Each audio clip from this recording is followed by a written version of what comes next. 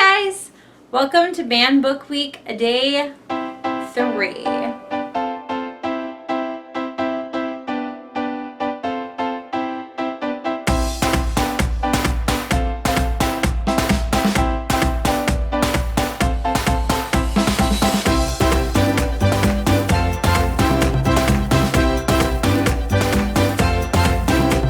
So today we are taking on 1984 by George Orwell.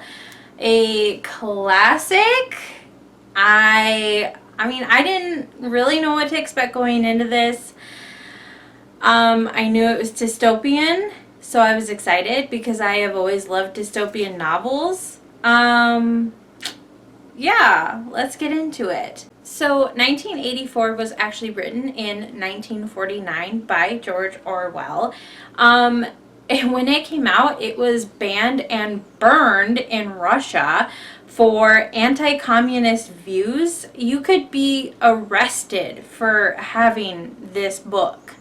It was challenged and banned for having pro-communist content and being sexually explicit, as well as being violent and sexually charged and having language. Or maybe it was sexually charged language. I didn't put any commas in there. So what is 1984 about? So 1984 takes place in a dystopian future. The future for 1949 anyway. Obviously 1984 for us is quite a distant past. So the term that you've probably grown up your entire life hearing, Big Brother is watching you, like the entire basis for the reality TV series Big Brother comes from this book.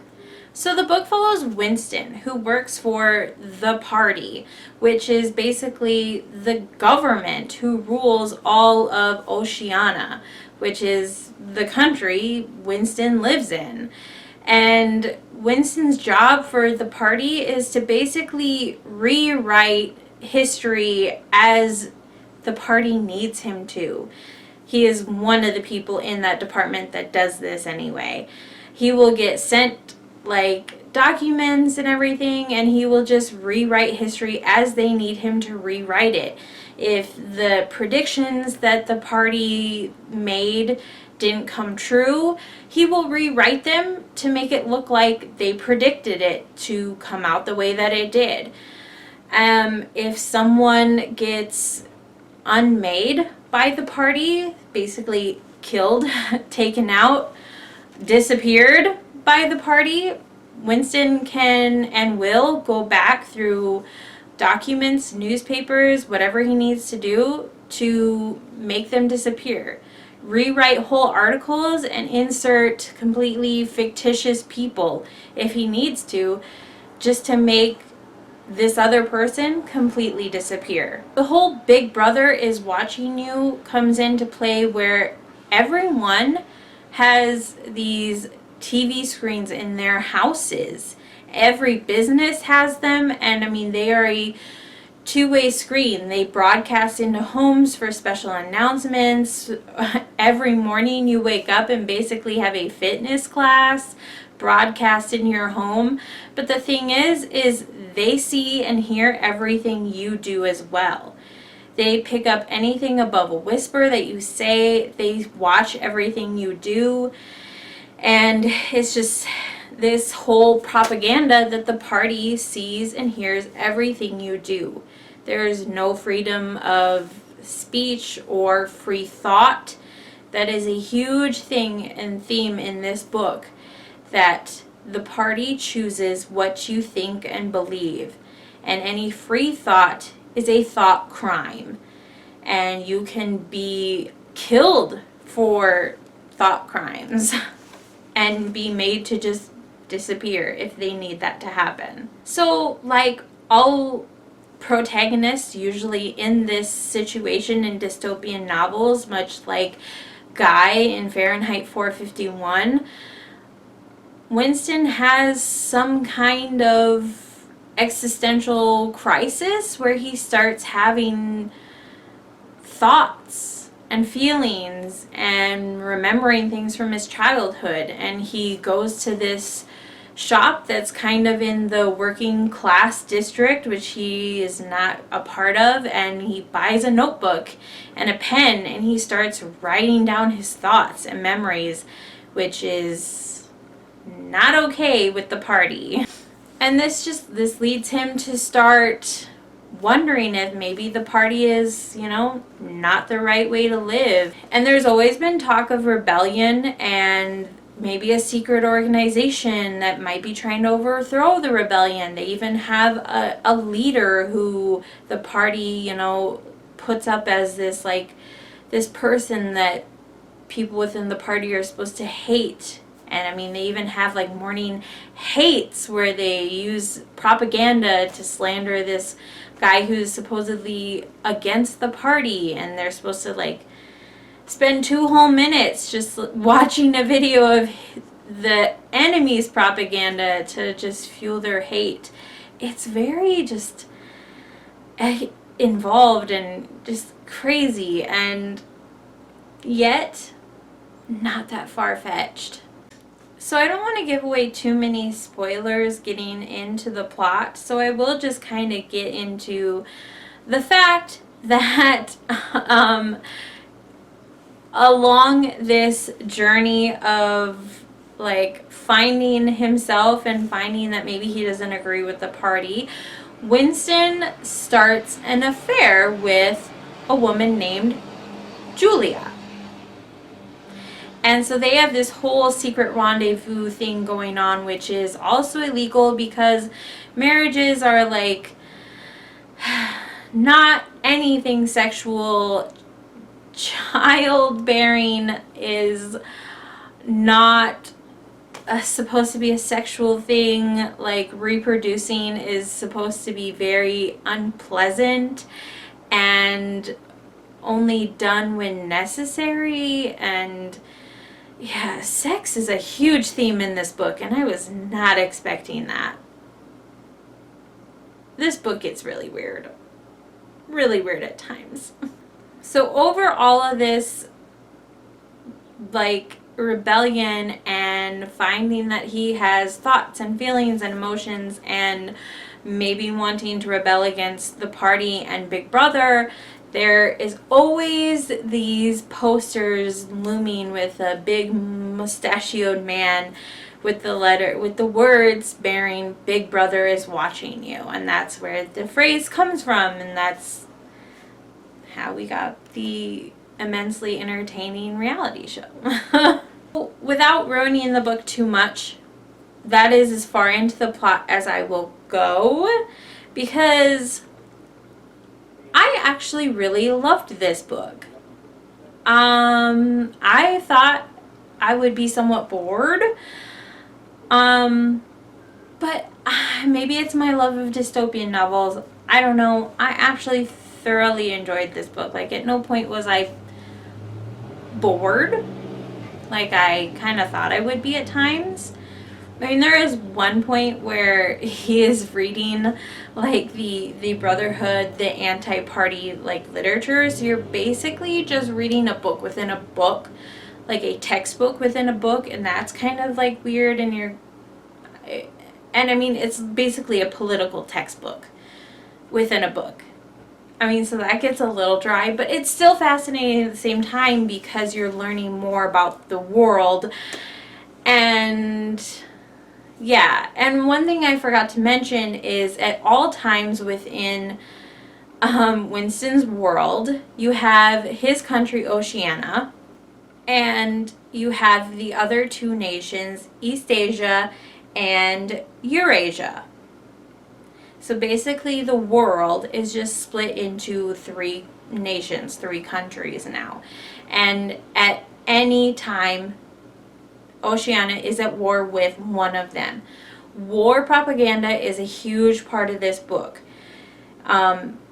Oceania constantly has to be at war with one of the countries, and if they win victory over one of the countries, they'll switch to being at war with the other, and they will change all of their their history to say that they've always been at war with that country. It's just, yeah, it's insane.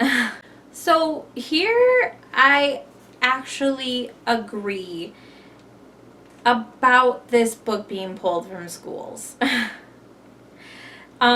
This book is very, very violent.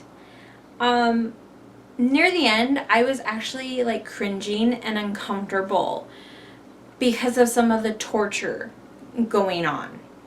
It's also a very sexual book. Like, I mean, not in that the act itself is very explicitly described, but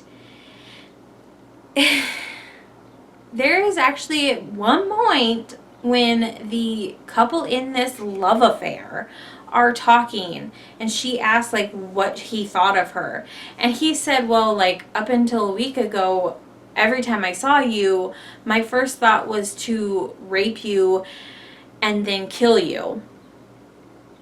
And then she just kind of laughs and is like, oh, really? And I was like, what is happening? What? And there again, like, I found myself reading a book that I was thoroughly enjoying where I did not like any of the characters. Unlike Great Gatsby, where you had the one redeeming light that was Nick, there is not a single character in this book that I liked. They're all awful. Winston is just this, I mean, you gotta like, no, you don't have to. Like, sure, he's trying to like grow and be better, but like, even when he's talking about his childhood, he was a horrible child. And then as an adult, like, he has all these impulses to just like murder people or rape them and then murder them. And like, he just has really impulsive, violent thoughts. And he does not try and like feel bad about them or anything. And then you have Julia, who is his love interest, and like, you can't really like her either. There's nothing really to like about her. Like, she's this free spirit, but she does not give a crap about the world around her. Like, he tries to point out to her at one point that, like, yeah, like, Oceana, like, the party, they're changing history. Like, I myself have helped them change history. And she's like, oh, okay, like, whatever.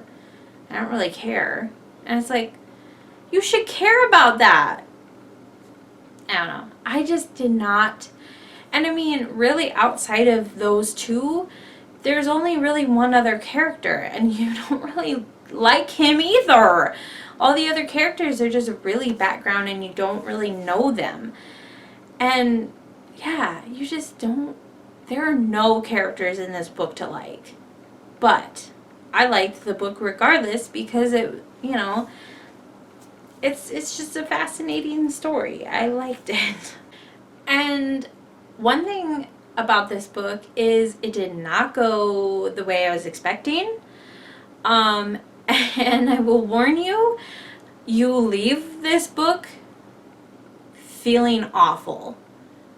Like, yeah, I got done with the book and I was like, wow. This is like when I watched Legends of the Fall. Like, just felt awful. But at the same time, I was also left thinking about all the different aspects of the book. And like, because it has so many dynamics and so many things about it. And you just get thinking about, like, you get thinking about the different nations. And was the war propaganda ever real? Were they ever even at war with Eurasia and East Asia, I think? or is the other one. Is East Asia and Eurasia, are they even real?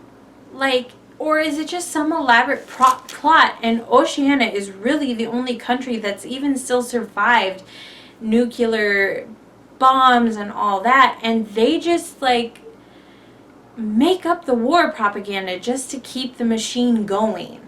Like, when you really delve deep into how the party has used Big Brother to manipulate people, and when you get to like the end of the book and how good they are at mind controlling people, you have to step back and look and wonder how much of it is even real. And to me, that was the best part of the book.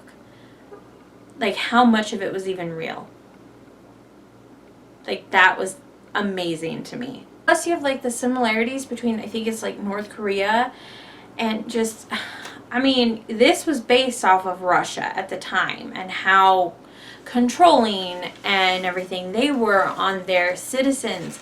But now you have, I believe it's North Korea, and how much they censor, like right now, like how much they're changing the Olympics for their population and their viewers, and like changing the scores and the outcomes. And they don't even have the internet we have. Like, they have their own internet. Like, they are completely censoring everything. And it just kind of looks kind of like this. And it's crazy to think that we actually see this in modern day in one way or another.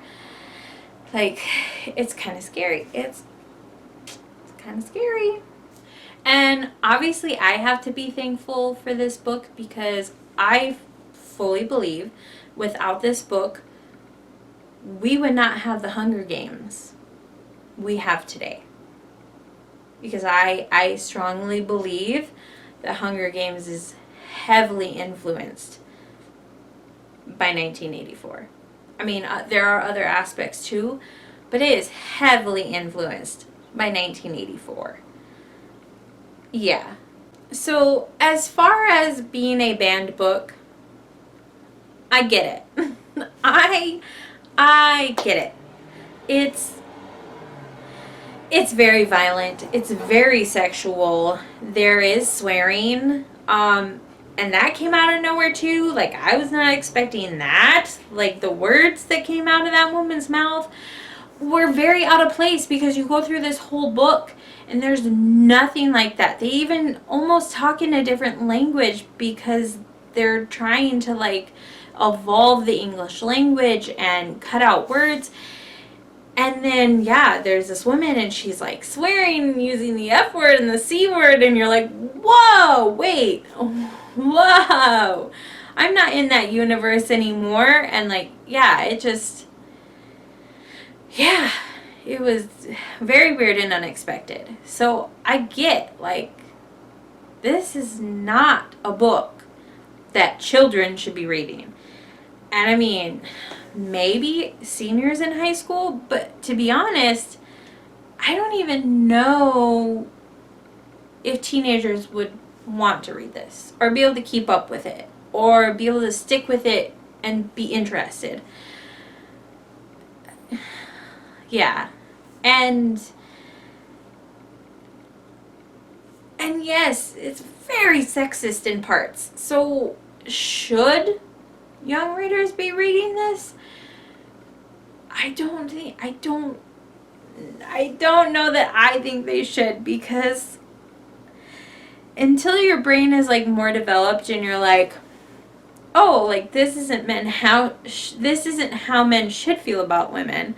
This is how this troubled man with a bad relationship with his mother felt about women. Maybe, yeah. Alright, you guys, so that is 1984 by George Orwell for Banned Book Week Day 3. Let me know if you guys have read it, what your thoughts are on it, and I will see you guys tomorrow for day 4.